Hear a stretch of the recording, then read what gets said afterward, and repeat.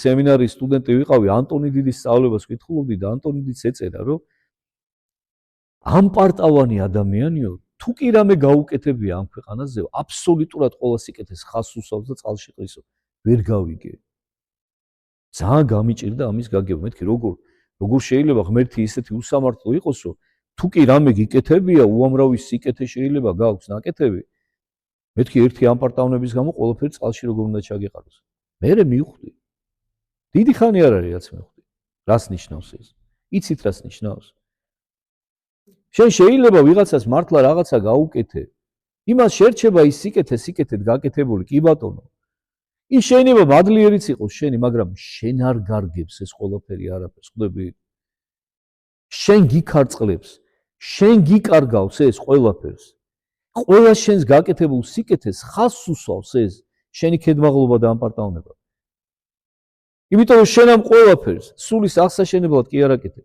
შენ ამ ყველაფერს ღმერთს კი არ უმისამართებ.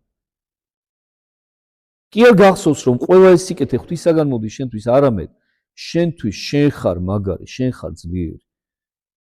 აი ამიტომ გმართებს თავმდაბლობა ჩემო ძვირფასებო. ამიტომ გვიკიდია ჩვენ გულზე ჯვარი, რომ ყოველთვის მუდამ ჩვენთვის დამდაბლებული ჯვარცმული ღმერთი გავიხსენოთ. შეიძლება ჩვენ ამ პარტავნები თავმდაბალ ღმერთთან ერთად მშვიდობიანად თანავცხოვრობდეთ? ეს ხო წარმოუდგენელია. ღმერთი შემოქმედი იყოს თავმდაბალი და ჩვენ ამ პარტავნები? აი დაფიქრდით უბრალოდ ამაზე და მიხვდებით რომ ეს ყველაფერი ასე. დღევანდელი დღე საქართველოს რეალობაში ასევე ძალიან მძიმეა იმ თვალსაზრისითაც რომ 93 წელს 32 წლის წინ ძალიან ტრაგიკული ფაქტი მოხდა. სოხუმი დაეცა. ჩვენ დავკარგეთ აფხაზეთი.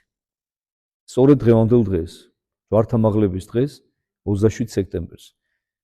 მე ერთი რამე მინდა ვთქვა, კეთილო ხალხო, დიდი დრო გავიდა უკვე.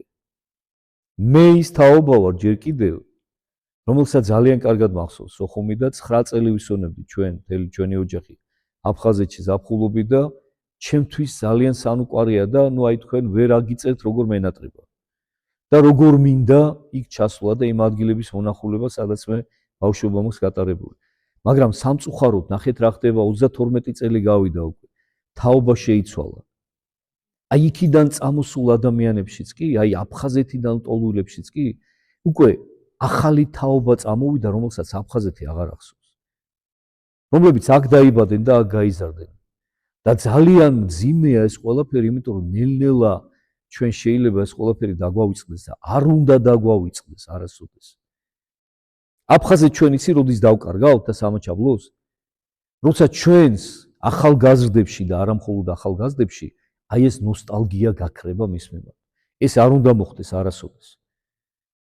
ჩვენ კაი ქართველები სწორედ მაშინ ვიქნებით, როცა ყოველ დღე გვემახსოვრება ჩვენი ტკივილი აფხაზეთი და სამაჩაბლო. ეხლა ტაო კლარჯეთზე აღარ ვლაპარაკობ. უნდა გვახსოვდეს, მუდამ უნდა გვახსოვდეს.